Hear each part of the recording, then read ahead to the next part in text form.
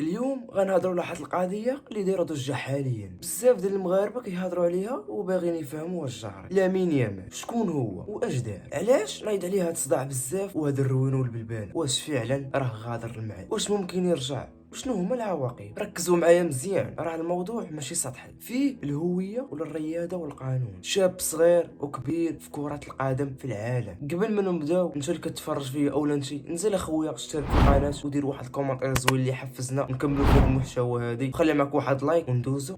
شكون هو لامين يامال؟ لامين يامال هو واحد الشاب لاعب كره القدم. لامين يامال كلشي كيعرفو، هو واحد الدري لاعب موهوب في كره القدم من مواليد ديال اسبانيا. اول فريق يلعب معاه هو برشلونه، وعنده واحد المستقبل اللي كبير وبزاف. من ناحيه العائله ديالو، بوه مغربي امه من غينيا استوائيه. من جهه المنتخبات اختار يلعب مع اسبانيا وما يلعبش مع المغرب. وشنو هو المشكل اللي خلى لامين يامال يختار اسبانيا وما يختارش المغرب؟ من بعض النقاط الرئيسيه ديال الجدل الهويه متعدده. لامين يامال عنده جذور مغربيه من طرف بوه، ولكن بالضبط تربى في اسبانيا وعاطفته الرياضيه قويه بزاف مع اسبانيا. بعض الناس كيشوفوا بانه خدا فرصه من المغرب لانه ممكن يكون رمز كبير للمنتخب الاسود اللي هو المنتخب المغربي، ولكن هو اختار اسبانيا. ولكن هو بنفسه كيقول غنلعب بجوج قلوبه، القلب الاسباني حيت تربتهم، والقلب المغربي حيت عنده جداته مغربيه. المدرب المنتخب المغربي اللي هو الركراكي قال لهم بانني راني دويت معاه، وقال بانه راه تفاهموا مع لامين، ولكن في الاخر قال شكرا على الاهتمام اللي عطيتوني في المغرب، ولكن انا بغيت نلعب مع اسبانيا. يعني هو فضل اسبانيا على المغرب. من جهه اسبانيا بعض المسؤولين ديال الاتحاد الاسباني الشباب ديالهم او الجماهير ديالهم اقتنعوا بلامين يامال، قالوا معاه وبينوا ليه المستقبل زوين في اسبانيا، وهذا كان جزء من الاقناع. بالاضافه من جانب الرياضي، اسبانيا توفر ليه بنيه قويه جدا تحت بنيه المنتخبات وفرص بطولات كبيره. القانون ديال فيفا والامكانيه التغيير، كاينه مناقشه قانونيه مهمه. بعض المختصين كيقولوا بان كاينه منطقه رماديه في قوانين فيفا اللي تقدر تخلي تغيير جنسيه الرياضيه سبورتينغ ناسيوناليتي من بلد اخر تما بعد تلعب مباريات، خاصه اذا اول المباريات كانت عندما كان صغير وما يوقع بنفسه على شي بعض اوراق. وهذا الشيء خلى بعض المغاربه يشوفوا الامان. واش يامال يقدر يبدل ويوجه المغرب في المستقبل؟ راه ماشي مستحيل من الناحيه القانونيه حسب بعض التحليلات. وشنو قالت المغرب او شي بعض الصحافه؟ بعض الصحافه والمحللين المغاربه واسبان قالوا بان لامين اش تبنى اسبانيا